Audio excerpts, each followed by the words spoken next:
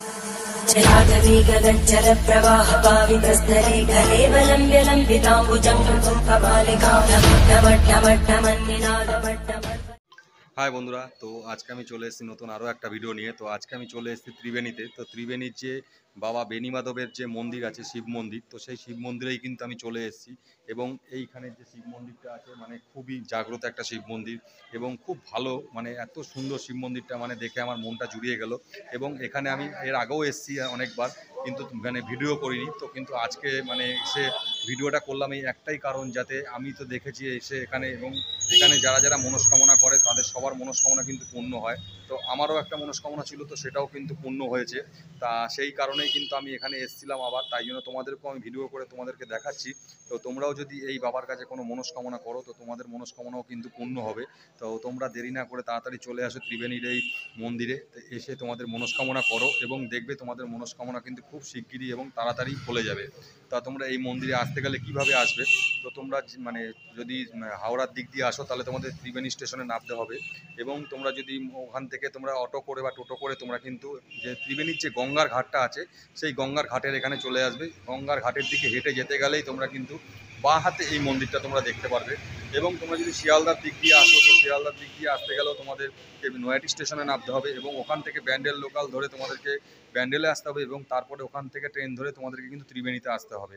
তো ত্রিবেণীতে আসার পরে যে একই রাস্তা, ওখান থেকে তোমরা অটো করে বা টোটো করে এখানে চলে আসতে পারবে। বা গঙ্গার যে ঘাটটা আছে সেই গঙ্গার ঘাটের পাশেই কিন্তু একেবারে মন্দিরটা। তো তোমরা এখানে মানে প্রত্যেকটা অনুষ্ঠানে কিন্তু এই মন্দিরে কিন্তু খুব ভিড় হয় এবং প্রচুর লোকজনের সমাগম হয়। এখানে কিন্তু টোটাল আমি দেখতে পাচ্ছি 7টা মন্দির আছে। তো এই যে তোমরা দেখতে পাচ্ছ এখানে রয়েছে 1, 2, 3টে মন্দির, আর আমার পেছনেই রয়েছে মেন যে বাবা ভোলেনাথ বাবার যে মন্দিরটা সেই মন্দিরটা, আর এই পাশে কিন্তু রয়েছে আরও 3টে মন্দির। টোটাল কিন্তু এখানে 7টা মন্দির রয়েছে এবং খুব সুন্দর, মানে এখানে কিন্তু সামনে একটা নন্দী রয়েছে এবং রাখা, এবং মানে খুবই জাগ্রত একটা মন্দির। তো তোমরা যদি এই ভিডিওটা দেখে এই ভিডিওর মধ্যেও যদি তোমরা বাবার দর্শন করে তোমরা যদি মানে মনস্কামনা করো তাও তোমাদের দেখবে কিন্তু মনস্কামনা পূর্ণ হবে, আমি কথা দিচ্ছি। কিন্তু মানে আমি যেহেতু এখানে ফল পেয়েছি এই জন্যই কিন্তু আমি তোমাদেরকে আমি এই ভিডিওটা দেখাচ্ছি করে।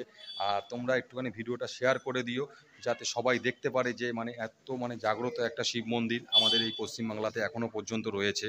অনেকেই জানে না, তাই তোমাদেরকে আমি ভিডিও করে দেখাচ্ছি, তোমরা দেখো। তোমরা বেশি না, তোমরা শুধু আমার এই ভিডিওটা দেখে ভিডিওর মধ্যে যে ভোলে বাবার মূর্তিটা আছে সেটাকে নমস্কার করে স্মরণ করে তোমরা জাস্ট তোমাদের মনস্কামনা বলো, দেখো তোমাদের মনস্কামনা সত্যি পূর্ণ হবে। যদি তারপরে তোমরা এখানে আসো মন্দিরে এবং মন্দিরে এসে তোমরা পুজো দিয়ে যাও। তো আমি মনে করি মানে আর ভিডিওটা তার সব একটু শেয়ার করে দিও যাতে সবাই দেখতে পারে যে এইখানে এত সুন্দর একটা মন্দির রয়েছে। তো চলো তাহলে বন্ধুরা তোমাদেরকে আমি ঘুরে ঘুরে টোটাল মন্দিরটা আরও দেখাচ্ছি।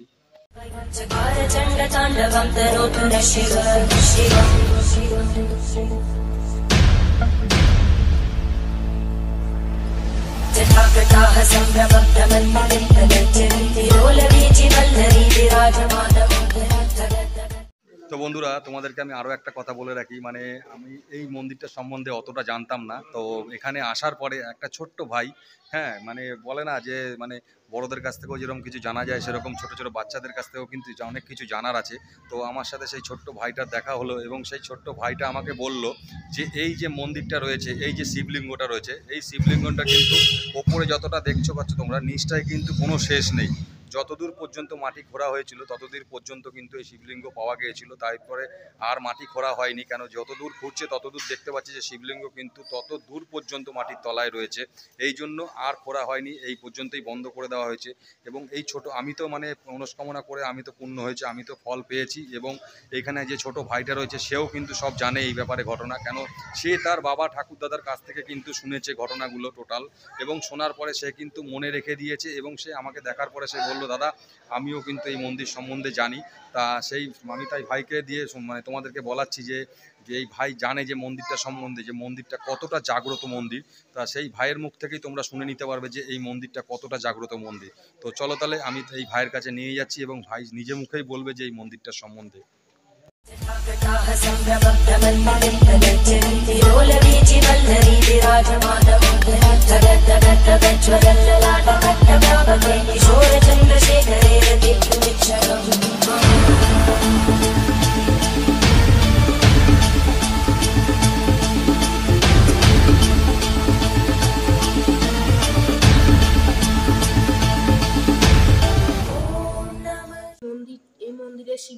আজ থেকে 3 থেকে 4,000 বছর আগে পাওয়া গেছিলো।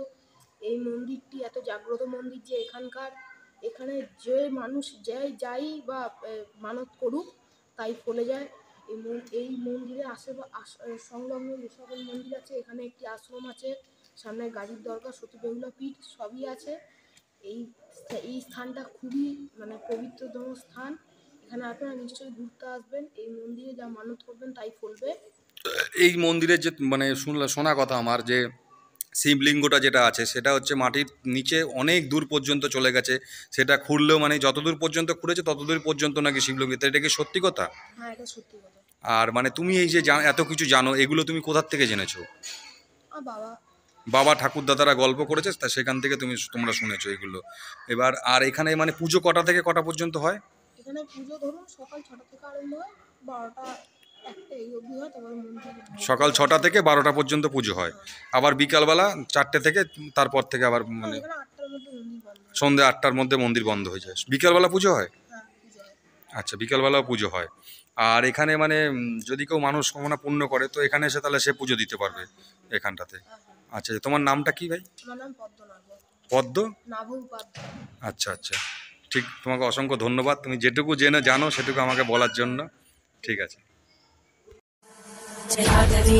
जल प्रवाह पावितस्तरे गले वलम्ब्य लम्बिताम्बुजं चकार चण्डताण्डवं तनोतु नः शिव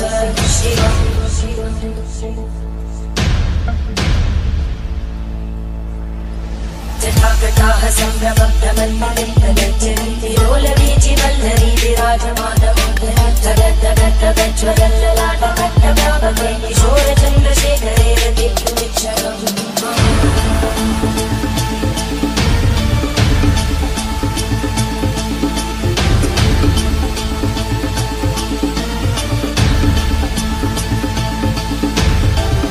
ॐ नमः शिवाय।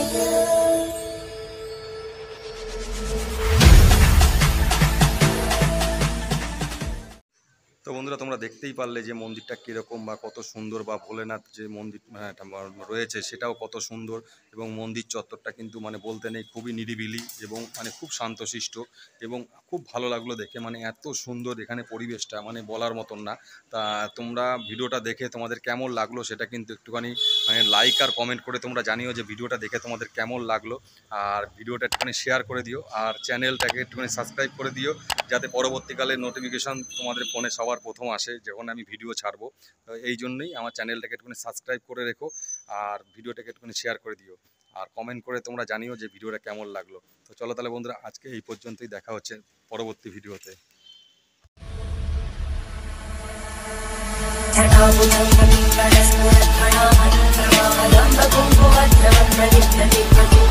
अनंत सिंधुरस्फुरत्वमुत्तरीयते